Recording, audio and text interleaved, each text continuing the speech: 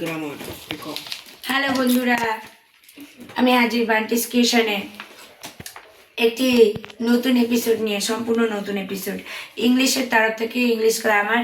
তো গ্রামাটিক্যাল যারা সমস্যায় ভুগছো, যারা ভাবো যে গ্রামার শিখবার মতন কৌশল পাচ্ছ না, তারা ফলো করো আমার এই চ্যানেলটি বান্টিস কিচেন। তোমরা সাবস্ক্রাইব করে অল বাটন প্রেস করে নাও, তাহলে দেখতে থাকো বন্ধুরা। আমি একের পর এক কিন্তু তোমাদেরকে অ্যাডভাইস দিয়ে যাচ্ছি, তোমরা ফলো করো এবং ভিডিও শেষে কেমন হলো সেটা জানাতে ভুলো না, এবং বন্ধুদের সাথে বেশি বেশি করে শেয়ার করো। তো বন্ধুরা শুনে নাও, তোমরা কিন্তু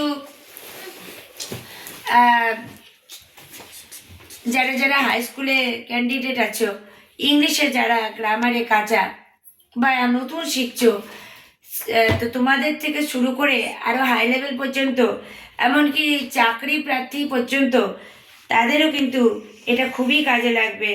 যে এমনই একটি টপিক যার নাম হচ্ছে জয়েনিং সেন্টেন্স। কোনো দুটো সেন্টেন্স তা আমরা জয়েনিং করব কিভাবে বন্ধুরা। তো আজকের টপিকের নাম হলো গিয়ে জয়েনিং।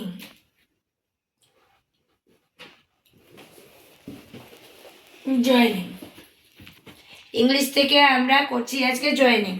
তা চলো প্রথমে কিভাবে করব একটি সেন্টেন্স তুলে দেখা যাক। Joining Joining. In India, summer is hot. Bande In India, summer is hot. थोड़ा देख. In India, summer is hot.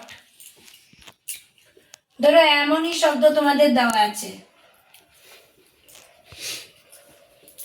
Summer is hot. কি বোঝা যাচ্ছে যে ভারতে এখন হচ্ছে গরম। In India winter is cold. In India winter is cold. বন্ধুরা এরকম কিন্তু দেওয়া থাকবে পরীক্ষায়, তার কোনো উত্তর কিন্তু তোমাদের জানা নেই, তোমাদের সম্পূর্ণ না দেখে নিজের বিচারে লিখতে হবে। তো তোমরা কিভাবে লিখবে চলো এর অ্যান্সারটা আমরা দেখে নিই। এটা কি হতে চলেছে বন্ধুরা, আমরা কিন্তু অ্যান্ড আর বাট ইউজ করে সমস্ত বাক্যকে জয়েন করব। কি কি তাহলে বন্ধুরা, অ্যান্ড আর হচ্ছে বাট, এই দুটোকে আমরা ইউজ করব। ঠিক আছে, সেন্টেন্স জয়েন করার ক্ষেত্রে আমরা এই দুটোকে ইউজ করব। যেমন প্রথম সেন্টেন্স কি আছে, in India summer is hot. Second সেন্টেন্সে কি আছে, in India winter is cold.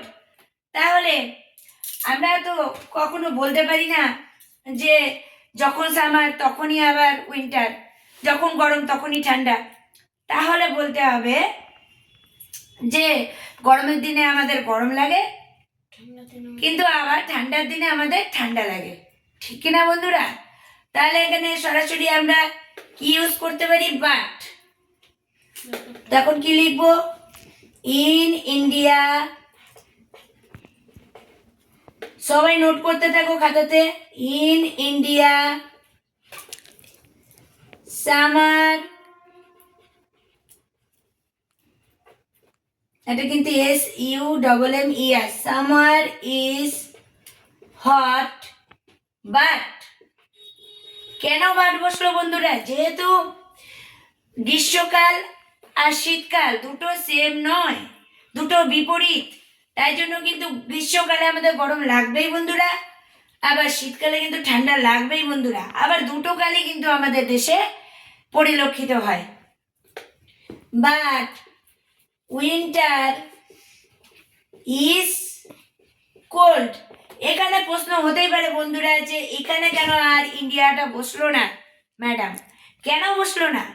কারণ আমি ইন্ডিয়ার জন্যই আমি কিন্তু পুরো সেন্টেন্সটা লিখছি।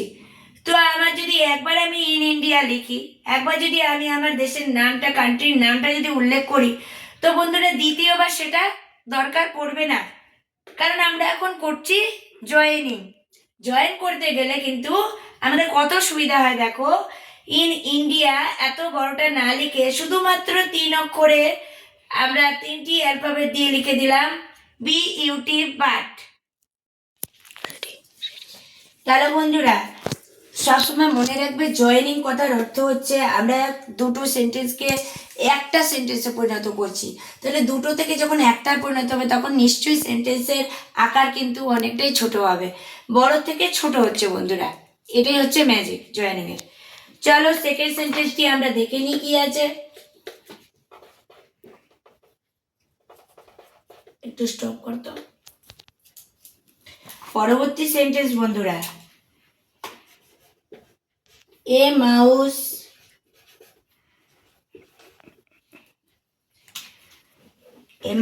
is a small animal. থেমে যাও, থেমে যাও। A mouse is a small animal.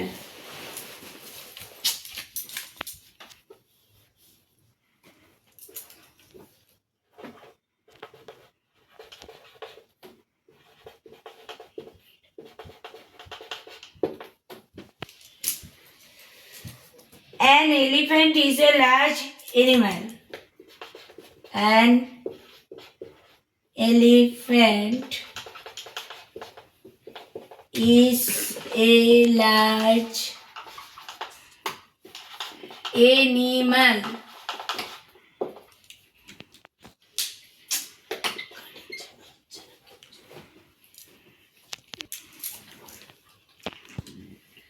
তাহলে বন্ধুরা এখানে দেখতে পাচ্ছ দুটো sentence, A mouse is a small animal and elephant is a large animal. তাহলে এখানে পার্থক্য কি বন্ধুরা?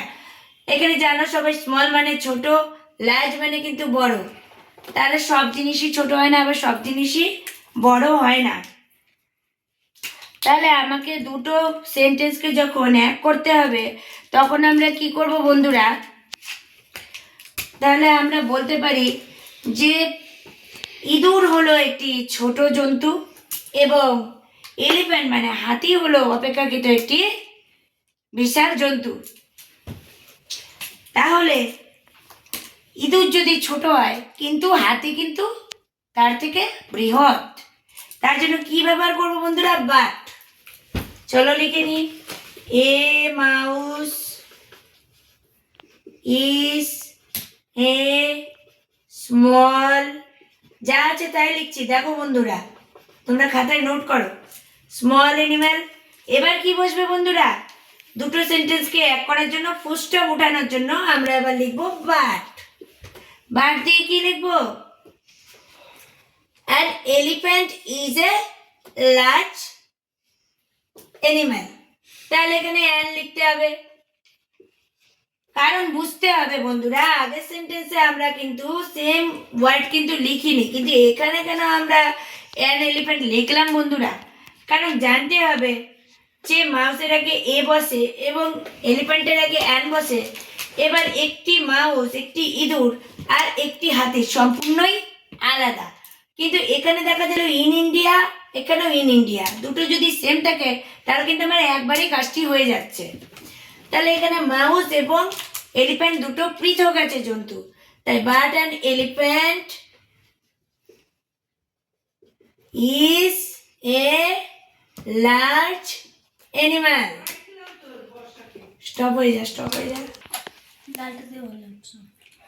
চলো বন্ধুরা সাথে আছো নিশ্চয়ই, আমাদের আরেকটি সেন্টেন্স দেখে নেওয়া যাক কিভাবে আমরা জয়েনিং করবো বন্ধুরা। দেখো দুটো সেন্টেন্স দিতে হবে। তার প্রথম সেন্টেন্সটি আছে আই হ্যাভ এ পেন দিয়ে ফুল স্টপ, এটা একটা সেন্টেন্স গেল বন্ধুরা। দ্বিতীয় সেন্টেন্সে কি আছে?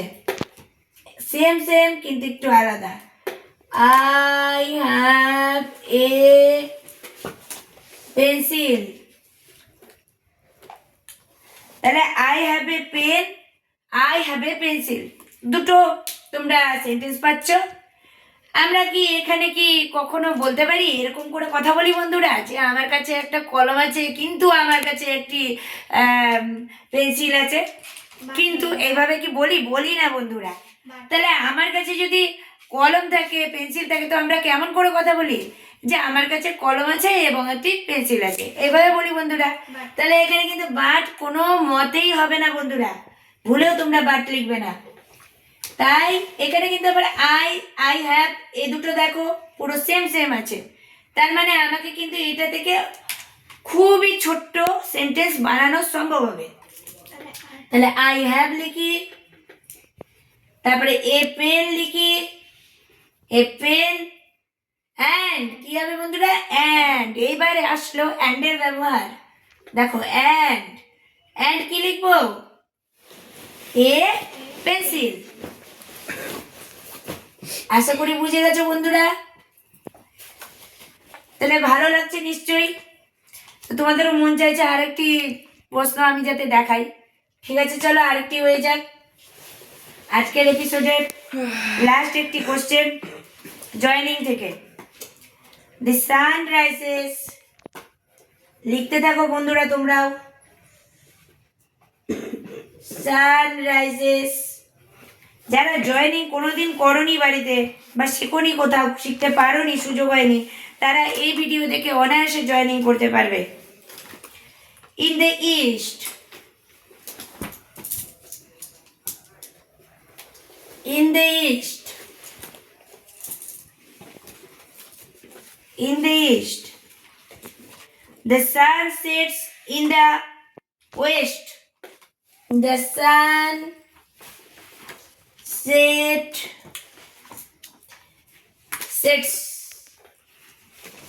in the west। VVI বন্ধুরা, এরকম প্রশ্ন পরীক্ষায় আসতেই পারে।